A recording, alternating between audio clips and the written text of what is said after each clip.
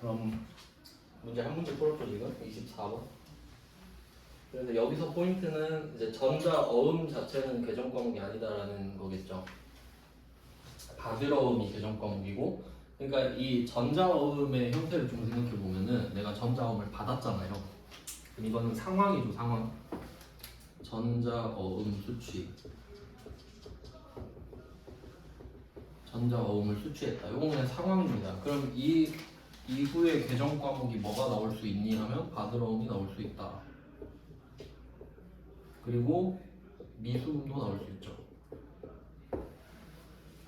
그러니까 틀리는 건 이걸 거 아니에요. 왜 생각이 다 비슷하니까. 그리고 그 말을 하겠죠. 아니 왜 어음을 받았는데 미수음이죠? 그 말을 하겠죠. 이제 아시죠? 왜 그런지.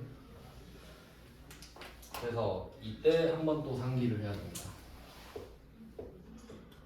왓이 아니다. Y다. 이거 까먹고 있었죠. 그러니까 계속 복습을 해야 돼. 솔직히 이거면 다 말할 수 있지 않나요? 그러니까 개정 과목이 뭐야? 이러면 Y야 하면 끝나는 거잖아요. 근데 계속 까먹잖아요. 근데 다시 생각해봐요. 내가 지금 전자어음을 받았죠. 그럼 친구가 물어봐요. 야, 그거 뭐야? 이거 전자어음인데? 뭐 아시죠? 근데 왜 받았냐고. 나 제품 팔고 받았지. 그럼 받으러. 나 제품 아닌 거 팔고 받았어. 미수. Y잖아요. 그러니까 제가 그랬잖아요. 전에 뭐 삼성전자 책상 몇 개 있는지 궁금하냐고. 그럼 여러분 회사가 어음 몇 개 받았는지 궁금해요? 아무도 안 궁금할 거라고. 어음 몇 장 갖고 있는지 안 궁금하겠죠. 제품을 팔고 얼마를 못 받은 상태인지 궁금하겠지. 그럼 왜 이 두 개는 구분할까요? 제품을 팔고 받을 돈이 중요하니까요. 제품을 팔아서 돈을 버는 게 정상이니까요. 그러니까 이 밑에 거는 구분을 해버려야지. 우리 물건 팔아서 받은 거 아니거든요. 그걸 따로 봐야지. 뽀록이니까. 맞죠? 그러니까 그 의도랑 Y 이런 게 다 조합이 되면은 절대 안 틀려요. 그러면 아는 걸 틀리는 사람이 없잖아요. 그러니까 모르니까 틀리는 거 왜 모르냐. 복습을 안 하고 생각을 안 하고 공부를 안 하니까. 그러니까 사람이 틀리는 걸 계속 틀리잖아요. 아시죠? 틀리는 걸 계속 틀려요. 그러니까 점검을 하셔야 돼요. 안 틀릴 수 있도록. 그런 말 아십니까? 미필적 고의란 말 하세요? 뭐 법률 용어일 텐데, 그러니까 예를 들어서 술을 먹고 운전하면 안 되는 이유가 뭐예요? 사고가 날 수도 있어서죠. 사고가 날 수도 있는데 그 사실을 알고 운전을 하는 게 미필적 고의예요.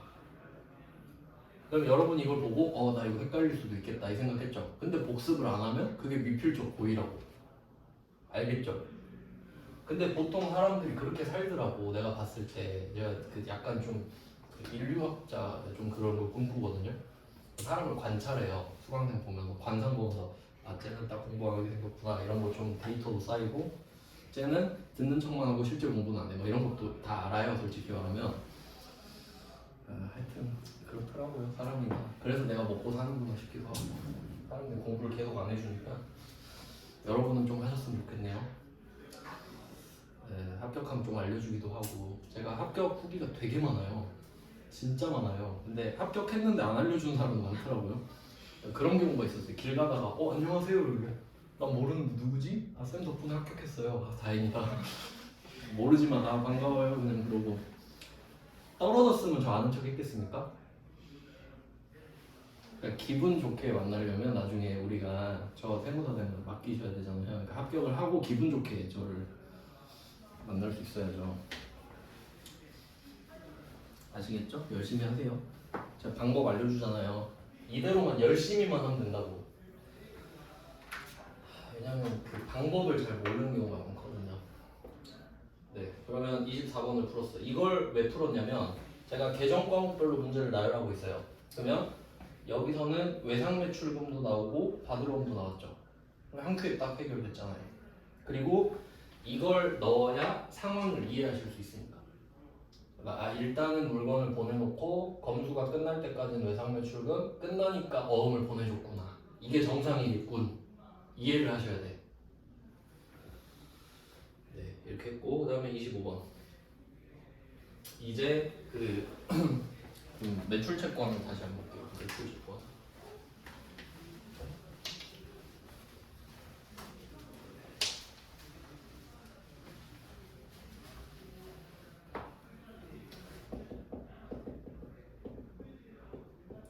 자, 매출 채권. 이게 외상 매출금이랑 받을 어음이 있습니다.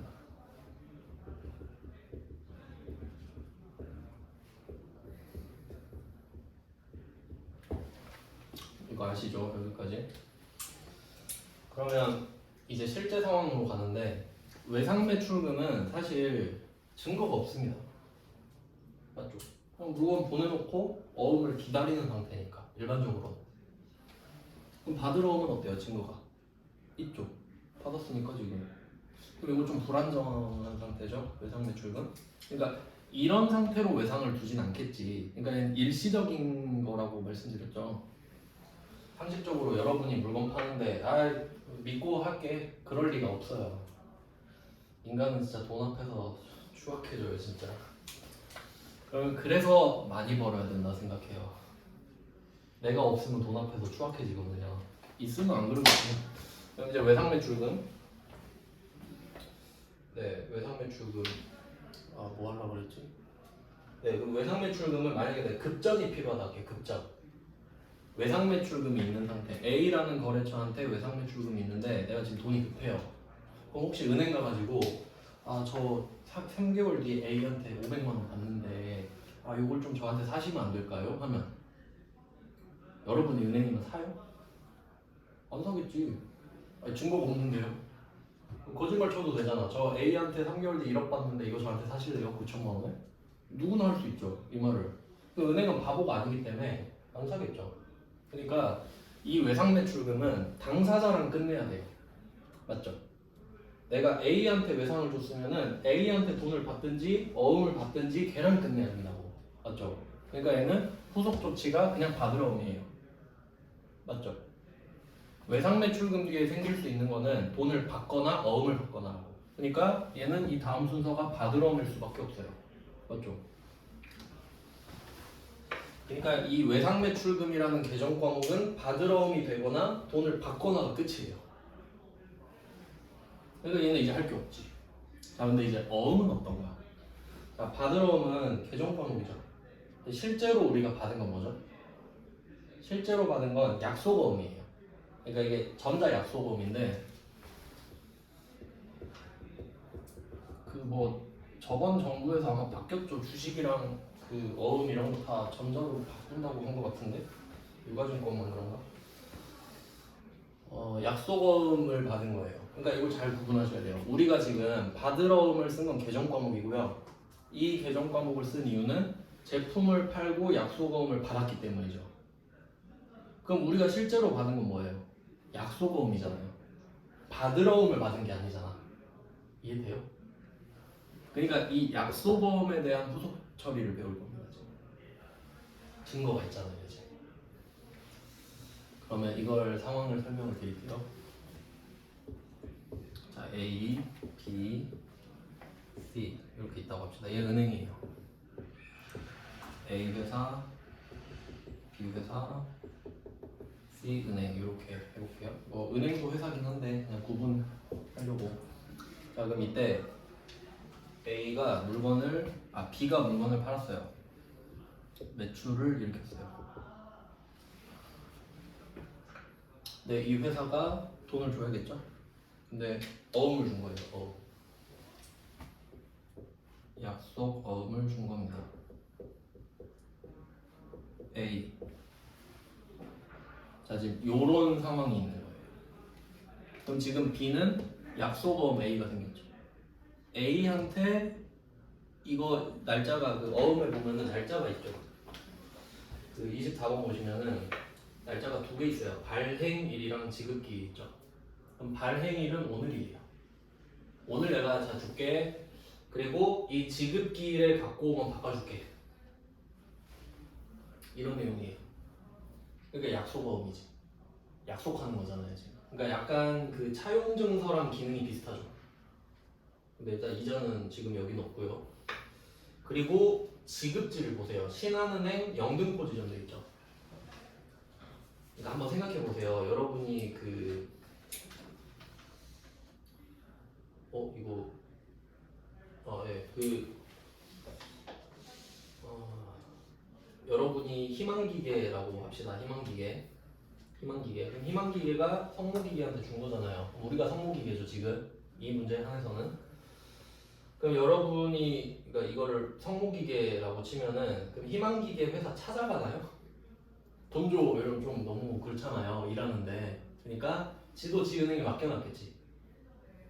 그런 느낌이거든요. 그러니까 그 좀 이해되시죠? 그러니까 각각의 자기 거래처 은행이 있을 거 아니에요. 그러니까 거기다 맡겨놨겠지. 이 날짜에 누가 오면 돈 빼주세요 이렇게 말해놨겠지. 우린 거기로 찾으러 가는 거죠. 일단 그건 당연한 거고 회사로 가진 않는단 소리예요. 근데 이때 후속 조치를 생각해 보면 이 우리가 B예요 지금. 얘가 할 수 있는 일을 생각해 볼게요. 할 수 있는 일. 첫 번째 이게 뭐 거래처 은행이라 할게요. C은행, B랑 C랑 거래처예요. 그러니까 주 거래 은행 이런 말 쓰잖아요. 여러분 자주 쓰는 은행 있죠. 그게 있다고 치면은 이 B 회사가 C 은행한테 어음을 맡겨놓고 이거 날짜 되면은 대신 돈 좀 받아주실래요? 이럴 수 있죠. 심부름 시키는 거예요. 그러니까 내가 바빠가지고 정신 없을 것 같으니까 좀 대신 받아주세요 이럴 수 있죠. 자, 이런 거를 추심이라고 하는데 그 채권 추심이라고 들어보셨나요? 채권 추심. 그 금융기관, 그 은행 같은 데에서는 반드시 이제 추심 부서가 있을 겁니다. 돈을 회수해야 되니까. 그 미국의 국세청이 그 미국 국세청 아시나요? 미국은 총기 갖고 다닐 수 있잖아요. 미국 국세청 직원들 무섭습니다. 그 사람들은 총 들고 다니기 때문에 세금 내라고. 제일 위험하죠. 세금 안 낸 사람 막 잡으러 다니는 거니까 무섭잖아요. 그게 채권 추심이에요. 야, 너 돈 왜 안 갚아? 가서 받아내는 게 채권 추심. 우리나라도 그 캠코라고 있는데 그 국세청 이제 산하기관이 있어요. 돈 받으러 다니는 공기관이에요. 공기관인데 돈 받으러 다녀요. 그럼 무섭겠죠. 거기서 용역 맡길 수도 있잖아요. 깡패들한테. 그렇죠. 뭐 그건 잘 모르고요. 하여튼 채권 추심은 채권을 받아내는 겁니다. 그러니까 이 B 회사는 지가 채권 추심을 해야 되죠. 지 채권이니까. 근데 알고 보니까 얘가 마동석이거든요. 그러니까 나 다시 보지도 못하겠어 무서워서. 그러면 은행한테 가가지고 야 내가 바빠서 그러는데 저기 마동석한테 돈 좀 받아줘. 내가 안 주진 않을 건데 그냥 내가 무서워서 그럴 수 있죠. 그러니까 이 약속 어음에서 파생되는 첫 번째가 추심 의뢰입니다. 네, 거래처 은행한테 가가지고 네가 좀 대신 받아주면 안 돼? 내가 심부름값 줄게. 이럴 수 있겠죠. 가능하죠. 증거가 있으니까. 그리고 추심 위임이라고도 할 수 있습니다. 그러니까 위임을 의뢰하는 거지. 너가 대신 좀 해줘.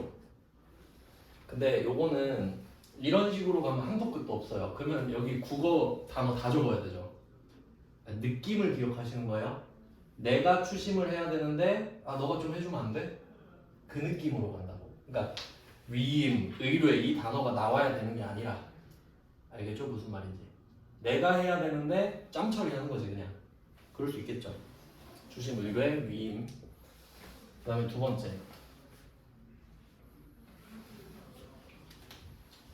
요거는 이제 은행에 가가지고 팔아버립니다. 갖다 팔아버려요. 어떤 느낌이냐면 만약에 내가 1,000,000원어치 물건을 팔았어요. 어음 1,000,000원 받았어요. 근데 내가 급전이 필요한 거야. 근데 이 어음은 3개월 뒤라고 써있어요. 3개월 뒤까지 못 기다리겠는 거야. 은행 갖고 가요. 이거 나한테 살래? 그럼 싸게 팔면 사지. 이런 느낌. 그럴 수 있겠죠. 이제 이런 걸 깡이라고 합니다. 깡. 그 카드깡 들어보셨나요? 카드깡? 모르시면 다행이네. 알지 뭐 이러면 좀 약간 상황이 안 좋을 수 있는데 카드깡은 진짜 인생 그 낭떠러지 거의 그때 하는 건데 제가 해본 건 아니고요. 저는 그 그 어쩔 수 없이 알아야 돼요. 카드깡이 뭐냐면 그 예를 들어서 직장이 있으면 신용카드 만들 수 있잖아요. 소득증명 해가지고 만들어 놓고 근데 퇴사를 했다고 할게요. 저랑 똑같은 상황이네요. 저도 카드가 있는데 퇴사하면 소득은 없겠죠 이제. 근데 내가 써놓은 돈이 많은 거야. 그럼 만약에 내 한도가 500만 원이다 하면은 이걸로 맥북을 질러요. 500만 원짜리 맥북을 질러요. 최대한 할부 끌어서 12개월 할부. 그리고 500만 원짜리 맥북이 왔죠. 자 이걸 480에 팔아. 그럼 480 생겼지 지금 현찰이. 깡이에요 이게. 그러니까 이거 카드깡 이러면 좀 그러니까 거의 인생 바닥 맞죠 이 정도면은. 그러니까 이런 것까진 잘 안 하잖아요. 그러니까 이게 깡이에요. 그러니까 현금화 시키는 걸 깡이라 그래. 그럼 요거는 어떤 느낌이냐? 어음깡이지. 어음깡. 나 어음 1000만 원 있는데 한 950에 팍해 그냥. 이런 느낌인 거죠. 던져버리는 거. 이제 그거를 할인이라고 합니다. 할인. 어음 할인. 할인이라는 말이 이제 싸게 팔았다 이 말이죠. 싸게 팔았다. 이게 할인. 그러니까 이게 느낌이 다르죠. 추심 의뢰는 네가 갖고 있다가 대신 받아줘. 이거 내 건 거 너 알지? 근데 이 할인은 야 이거 그냥 너가 가져라. 너가 나한테 사. 그럼 이제 그 뒤에 후속 조치는 이제 모르는 일이고 이렇게 되는데 차이 아시겠죠 두 개.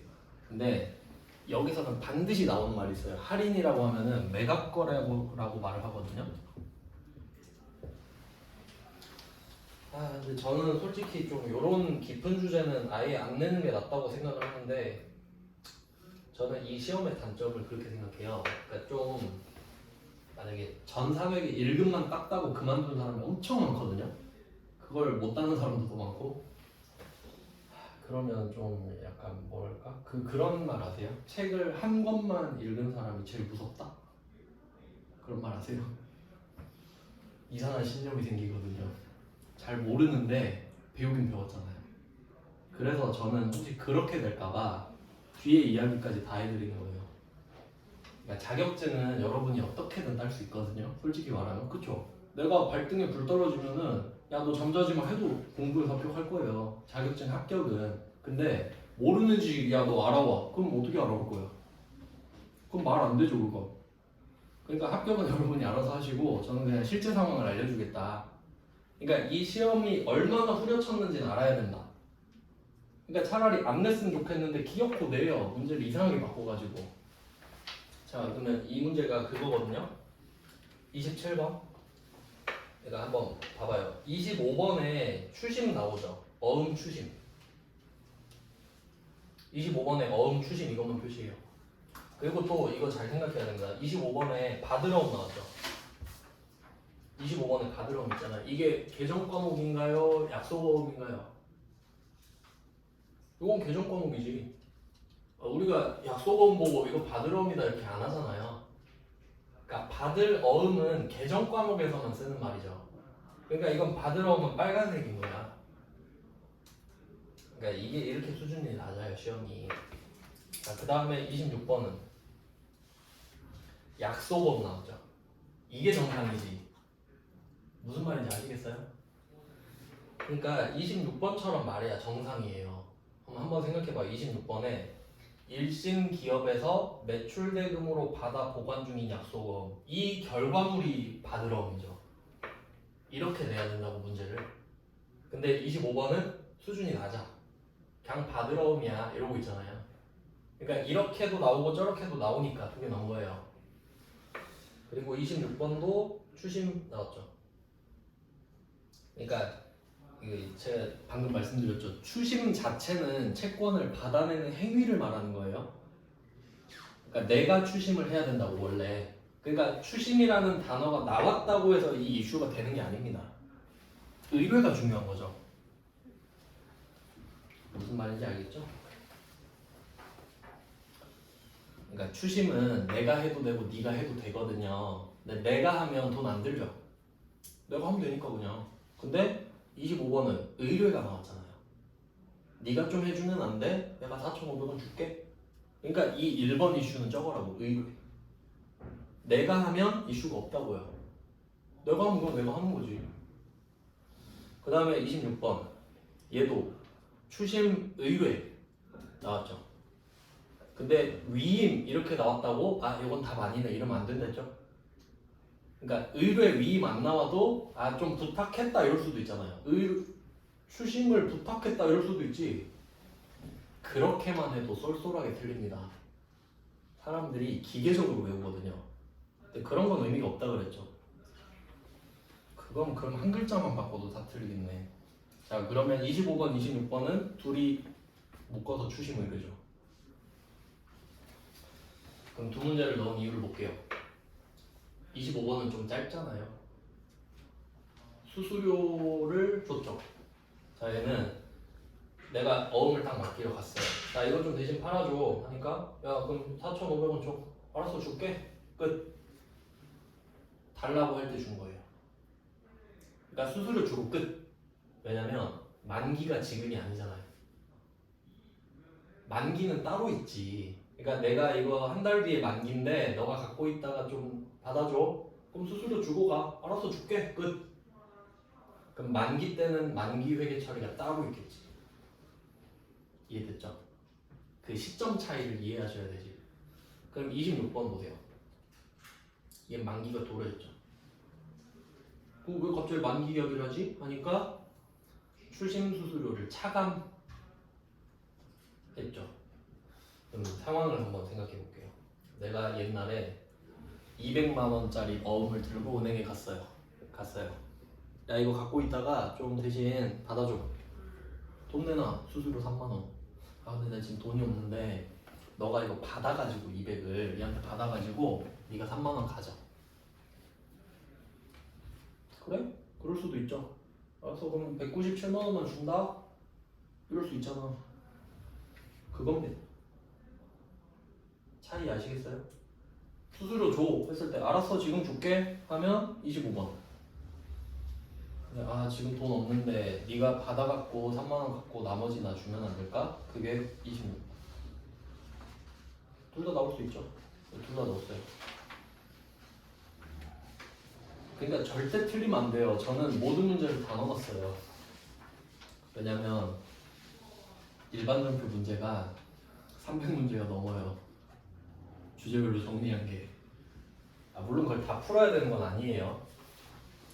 근데 제가 나눠드린 자료를 보면은 그 안엔 다 있단 소리예요. 무조건. 왜냐면 모든 문제를 다 넣었으니까. 세무 2급, 세무 1급 것도 넣었잖아요. 그러니까 완벽 대비는 됩니다. 그러니까 제가 그랬죠. 공부를 하냐 안 하냐라고. 자 그럼 추심은 그렇고 그 답은 내일 알려드릴게요. 일단 상황만 정리하려고. 목차만 따려고요. 자 그다음 할인, 매각거래 보시면 27번. 야 약속어음 나왔죠. 이거 빨간색 아니죠? 약속어음 보니까 제품을 판매하고 대전으로부터 받은 약속어음이네. 그럼 머릿속에 아 이거 받으러 음이네 라고 생각해야 되죠. 근데 이렇게 나온 적은 없는데 저는 이렇게 내고 싶거든요. 지금 같은 상황은 아닌데 만약에 제품이 아니라 비품을 판매하고 이럴 수 있잖아요. 우리가 쓰던 비품을 판매하고 어음을 받을 수도 있잖아요. 그럼 그때는 이 약속어음 이름이 뭐죠? 받으러 음인가요? 어음 받았으니까? 미수금이잖아요. 그렇게만 해줘도 다 틀립니다. 그렇게만 해줘도 알아서 싹 틀려줘요. 그러니까 이런 게 되게 중요한 거예요. 한 글자로 답이 바뀐다. 그러면 제품은 우리가 만든 물건이니까 영업이 맞잖아요. 그러니까 27번은 받으러 오면 되는 이유가 제품이라서 그렇고, 그 다음에 그에 비해서 26번은 매출 대금으로 말을 했잖아요. 근데 이건 제품 매출이든 상품 매출이든 뭔가를 판 거예요. 근데 사실 상관없죠. 어차피 받으러 오면 제품 매출, 상품 매출은. 그러니까 이렇게 해석하셔야 된다고. 그러니까 이게 단위, 그 최소 단위를 쪼개서 공부하셔야 돼요. 그래야 이 단위가 바뀌어도 맞힐 수 있는 거잖아요. 딴 데 나와도. 무슨 말인지 아시겠죠? 한 문제를 외워버리는 의미가 없어요. 그럼 토시 바꾸면 틀리고 그래요. 자 그러면 27번에 매각거래 나왔죠. 할인, 매각거래. 할인, 매각거래. 자, 그리고 상황을 지금 제가 검은색 글씨로 썼는데 이제 정리하는 방법이 되게 중요해요. 그러면 우리가 추심을 의뢰하면 상대방이 뭘 요구하죠? 수수료 달라고 그러겠지. 그러면 이 상황 뒤에 추심 수수료라는 개념이 나오는 거죠.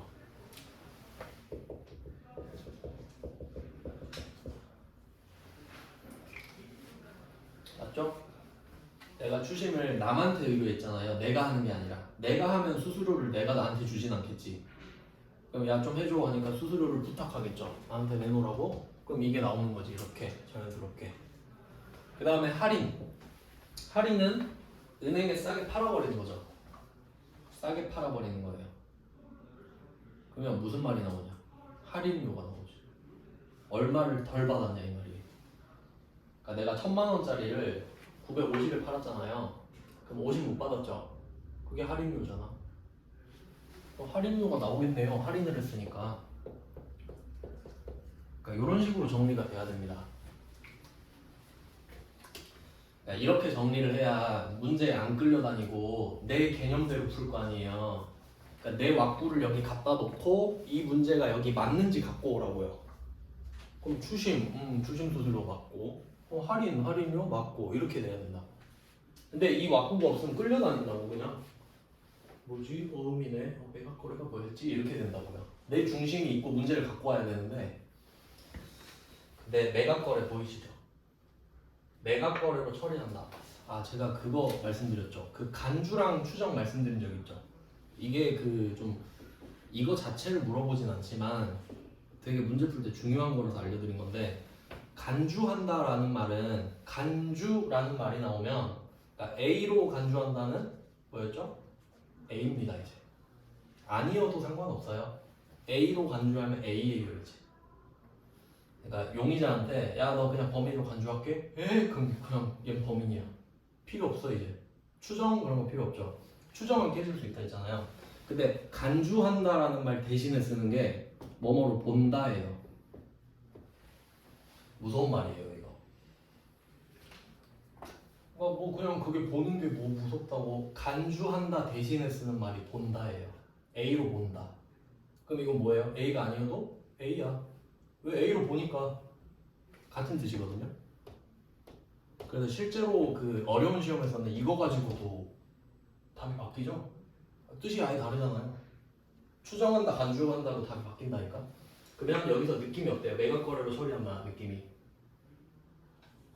그냥 매각거래로 보자. 좀 이런 느낌이죠. 아 이건 본다가 아닌데요.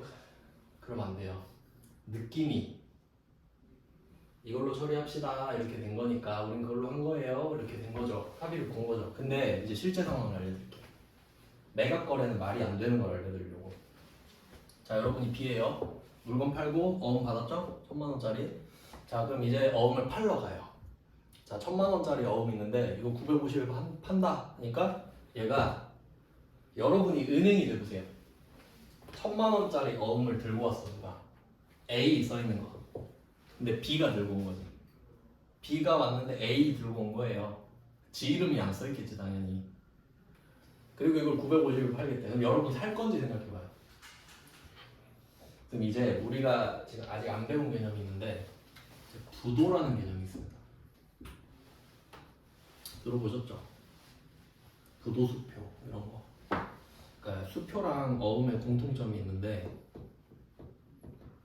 수표는 아직 안 배웠지만 수표는 아마 내일 할 것 같아요. 이때 수표랑 어음의 공통점은 은행에 갖고 가서 현금화라는 작업을 해야 됩니다. 현금화라는 작업이 반드시 필요합니다. 그러니까 수표를 현금으로 아는 사람도 있지만 수표는 현금 교환권입니다.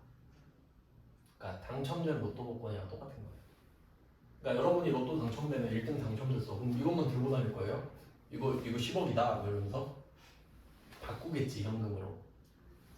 수표도 바꿔야 현금이지 바꿀 수 있는 권리인 거예요 그냥. 그럼 어음도 마찬가지죠. 어음도 현금으로 바꿀 수 있는 권리지. 근데 문제는 뭐예요? 이 현금화라는 걸 하려면 물리적인 시간이 필요해요. 여러분이 은행에 가는 시간 필요하죠.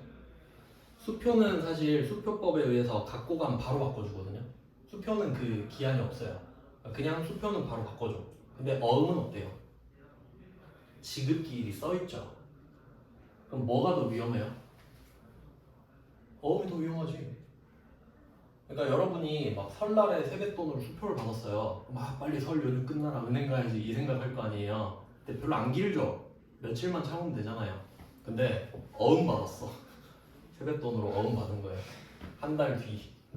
뭐예요 이거? 큰아빠가 막 사업하는데 어음을 준 거야 나한테. 그럼 한 달 기다려야 되죠. 그러면 이 발행한 수표를 발행한 어음을 발행한 아직 그걸 안 배우긴 했지만 누가 발행했을 거 아니에요 책임자가. 그러면 수표를 못 받을 확률과 어음을 못 받을 확률 이걸 계산해 보자고. 그러니까 내가 이걸 은행에 찾으러 갔을 때까지 회사가 망할 확률이 뭐가 더 높겠어요? 어음이 더 높지. 훨씬 더 높지. 기간이 길수록 부도날 확률이 높은 거 아닙니까? 맞죠? 지금 당장 바꾸러 가면은 지금 망하진 않을 거 아니야 회사가. 방금 줬는데. 근데 만약 1년 뒤야 어음이. 그럼 1년 안에 망할 수도 있잖아요. 그러니까 부도의 위험이 있어요. 현금화라는 작업이 필요하기 때문에. 그러니까 현금화랑 부도는 뗄 수가 없는 사이인 거죠. 이해됐죠?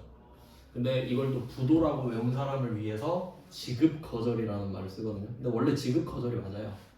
이걸 부도라고 하거든요. 그러니까 여러분이 수표든 어음이든 갖고 은행에 가요. 가가지고 저 이거 만기 돼가지고 바꾸려고요. 근데 은행원이 자기 돈 아니잖아요. 그러면 그 어음 발행한 회사 계좌를 검색하겠지. 근데 돈이 없을 수도 있죠. 그럼 그 은행원이 돈을 줘요? 안 주겠지. 계좌에 돈이 없네요. 안녕히 가세요. 이럴 거 아니에요. 그럼 지급 거절한 거죠. 근데 은행원이 내가 싫어서 거절한 거예요? 아니 계좌에 돈이 없는데 어떡해. 그럼 이걸 부도라고 하는 거예요 그냥. 알겠죠? 그럼 이제 부도를 배웠죠? 그리고 여러분은 다시 은행이 됩니다. 그럼 이 A라고 써있는 어음이 지금 3달 남았어. 3달 사실 건가요? 사야 되면 이런 방법이 있지 않나요? 물어봐. 야 그럼 내가 이거 950에 사는데 3달 뒤에 얘한테 돈을 받으러 갔잖아. 근데 얘 돈 없다 그러면 어떡해? 부도나면 어떡해? 그럼 너가 책임져라. 판매 책임 제도를 지워버리는 거지. 상환 청구권을 넣어버리는 거야. 내가 A한테 갔는데 얘가 부도가 났을 시 네가 나한테 돈을 주도록 합니다. 그 말에 동의하면 난 살게. 여러분이 은행이라면 안 그럴 것 같아요? 그냥 도박을 즐기니까 난 950에 배팅을 하겠어 이럴 것 같아요? 절대 그럴 리 없지. 바보입니까 은행이? 여러분도 그 말 하겠죠? 내가 A한테 갔는데 돈 안 갚으면은 네가 나한테 줘야 된다. 그럼 이게 판 겁니까? 여러분이 당근마켓에 물건을 팔러 갔어요. 아이폰 쓰던 거 팔러 갔어요. 구매자가 나한테 그래. 판매자님 이거 혹시 아이폰 제가 쓰다가 고장나면 고쳐주세요? 이러는 거야. 미쳤어요? 이러겠죠. 근데 지금은 고장나면 네가 고쳐주세요 이거죠. 맞지? 팔았는데도 판 게 아니지. 근데 이렇게 안 하면 내가 생각해도 안 살 것 같거든. 맞죠? 그럼 어떻게 해요? 동의해야지. 그럼 이걸 매각이라고 할 수 있을까요? 이제 매각은 뭐냐면 소유권이 넘어가는 걸 말이에요. 소유권이 넘어간다는 소리는 그 아이폰으로 네가 이득을 보든 손해를 보든 난 신경 안 쓴다는 소리예요. 소유권이 너한테 넘어갔으니까요. 근데 얘가 아이폰 고장났다고 나한테 연락 온 거야. 한밤중에. 판매자님 고쳐주셔야죠? 이러면 내가 이걸 판 겁니까? 나는 이 아이폰을 담보로 돈을 빌린 거예요. 그치? 돈을 받긴 받았는데 아이폰 고장나면 고쳐줘야 되잖아요. 그럼 난 이 돈을 빌린 게 되는 거라고. 이걸 담보로 맡기고 돈을 빌린 거라고. 맞죠? 그런 걸 차입거래라고 해요. 이해돼요? 그러니까 매각거래가 말이 돼요? 안 되잖아요. 그러니까 반드시 이 말을 한다고. 왜 그렇죠? 이 말을 빼면 차입거래니까. 맞잖아요. 차입거래가 정상이라며. 알겠죠? 그러니까 결론은 뭐냐면 은행은 매각거래를 하지 않아요. 절대 안 하겠죠. 근데 이걸 문제를 내겠다고 억지를 부려서 매각 거래로 처리하래잖아요. 그러니까 난 이런 걸 안 냈으면 좋겠는데 여러분 이상하게 할까봐 알려주는 거라고 지금.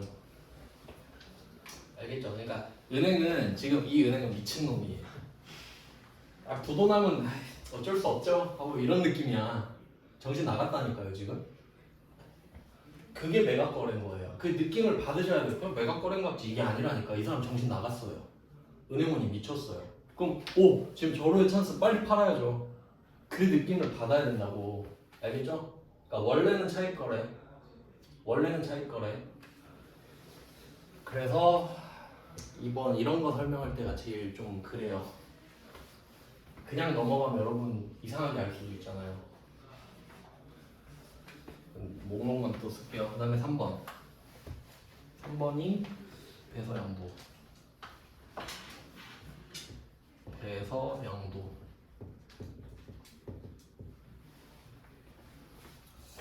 배서양도 내일 할 건데 제목만 알려드릴게요. 그럼 지금 우리가 빈 건 똑같거든요. 그럼 내가 A한테 어음 받았죠. 근데 요거를 C한테 그냥 줘버리는 거야. 내가 물건을 사야 돼요. 1000만원짜리를. 그럼 내가 돈이 없어. 근데 아 맞다 나 A한테 받은 어음 있지. 야 근데 그냥 이걸로 할게. 네가 나중에 A한테 가서 받아. 안 그럼 돈 없어 뱉지? 이러면 그냥 걔는 그 받아가겠죠. 왜냐면 어차피 여기 C가 있다고 하면은 걔는 내가 어음을 발행해 주나 A가 발행한 걸 주나 그게 그거죠. 어차피 돈 못 받잖아요 지금. 그러니까 그런 상태로 주는 걸 배서 양도라 그래요. B가 A한테 받은 걸 C한테 던져버리는 거지. 그러니까 양도라는 거 자체가 주는 걸 말하잖아요. 그러니까 매도, 양도 이런 거 도자 들어가면 주는 거죠. 매수, 양수는 받는 거고. 그럼 이렇게 되는 게 세 번째. 이건 내일 알려드릴게요. 그다음 마지막 네 번째. 지급 거절 부도입니다. 그래서 이 약속어음 있잖아요. 약속어음에서 파생되는 주제가 4개가 나온다는 거예요. 4개.